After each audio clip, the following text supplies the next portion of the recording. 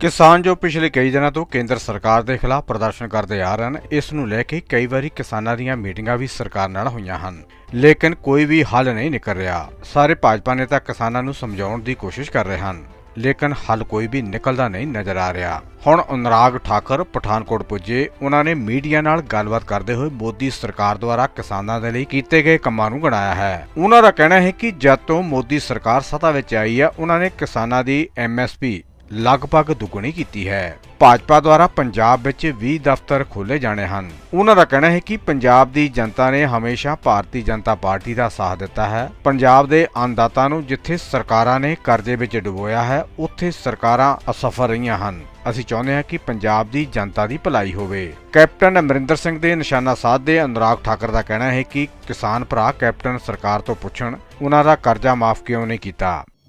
2 बैठकें लेकिन कोई नतीजा नहीं। बड़े आंदोलन की तैयारी में है किसान।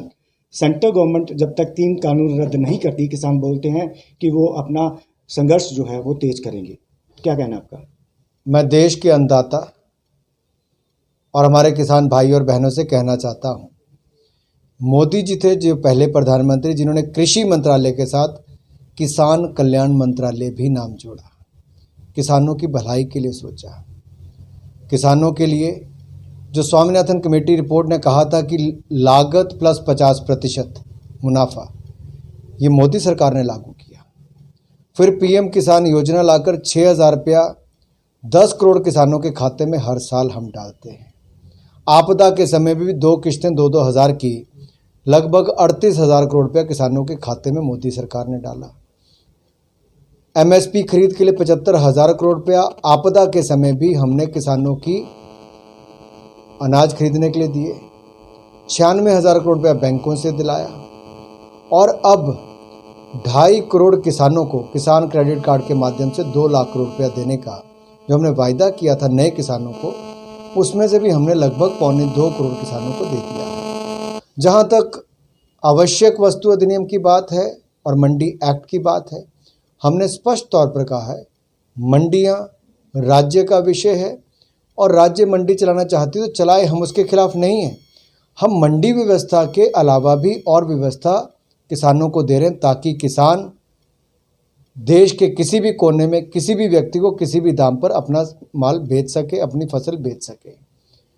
दूसरा, इससे किसानों को आय ज़्यादा होगी। सुनिश्चित करेंगे कि 3 दिन के अंदर पेमेंट हो, नहीं तो 30 दिन के अंदर SDM के पास कार्रवाई का काम हो। ये हमने करके दिया है। इससे किसानों को लाभ मिलेगा। मंडी में किसान जाना चाहे तो मंडियां हैं, नहीं जाना चाहते तो उसके पास दूसरी सुविधा भी होगी जो पहले नहीं थी। अभी ये कह रहे हैं कि GS जैसे MSP है वो एक तरह से ख़त्म हो जाएगी, FCI जो है वो ख़त्म। विरोधी दल ऐसी बातें करते हैं। मैं अपने किसान भाई और बहनों से कहना चाहता हूँ, जब से मोदी सरकार आई हमने MSP की खरीद लगभग दुगनी कर दी है, कीमतें भी बढ़ा दी हैं। आप देखिए, गेहूं 73% ज़्यादा खरीदा, धान 113% ज़्यादा खरीदा, ये हमने खरीदा है। इसके दाम कितने बढ़ाए? गेहूं के और धान के लगभग 35 से 40% दाम बढ़े, दलहन तिलहन के लगभग 60 से 70% दाम बढ़े, चने और बाकियों के लगभग 65 से 70% दाम बढ़े। ये मोदी सरकार ने बढ़ाए हैं। यहाँ तक कि आपदा के समय, इस कोविड-19 के समय भी, कोरोना महामारी के समय भी हमने गेहूं के खरीद के अंदर 1.5 गुना बढ़ा दिए और दलहन तिलहन के खरीद के अंदर 3 गुना ज़्यादा बढ़ा दिए। ये मोदी सरकार की प्रतिबद्धता है, वचन है किसानों के प्रति कि हम तो आपकी आमदन को दुगना करना चाहते हैं 2022 तक। ये तो कांग्रेस, अकाली दल, आम आदमी पार्टी जैसी पार्टियाँ ये किसानों को गुमराह कर रही हैं। ये अपना 2022 का चुनाव देख रहे हैं, हम 2022 तक किसानों की आय को दुगना करने का काम कर रहे हैं। भाजपा कह रही है कि 20 ऑफिस जो है वो पूरे पंजाब में अब खोलेगी, अगली रणनीति तैयार करेगी पंजाब के लिए। भारतीय जनता पार्टी दुनिया की सबसे बड़ा राजनीतिक दल है। पंजाब की जनता ने भी हमें समय समय पर अपना आशीर्वाद दिया मोदी जी की सरकार बनाने के लिए भी, और हम तो चाहते पंजाब की भलाई हो। हमारे पंजाब को, जो देश का अन्नदाता है, उसको इन नेताओं ने, यहाँ की सरकारों ने कर्जे में डुबो दिया है। हम तो चाहते हैं मोदी जी ने जैसे देश भर के राज्यों का विकास किया है, पंजाब की भी हमने लगातार सहायता की, लेकिन यहाँ की सरकारें विफल हुई हैं।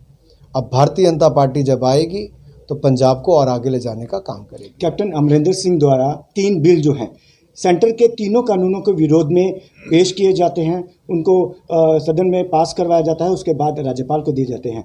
इस बारे में आपका क्या कहना है? मैं पिछले 1 महीने से कैप्टन अमरिंदर जी से एक सवाल पूछ रहा हूँ कि कैप्टन साहब, जिस किसान के घर से आपने पिछले विधानसभा चुनाव में मुहिम शुरू की थी कर्जा माफ़ी की, क्या उस किसान का कर्जा आपने माफ़ किया?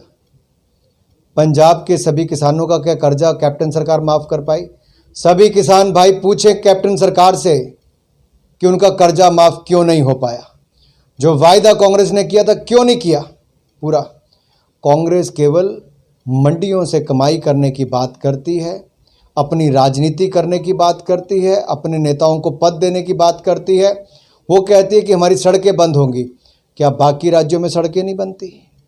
आपके साथ लगते हरियाणा में, हिमाचल में, जम्मू कश्मीर, वहाँ भी सड़कें बनती हैं, लेकिन किसानों के दम पर नहीं। हम तो किसानों की मदद करने आए हैं, ये किसानों के बलबूते पर राजनीति करते हैं।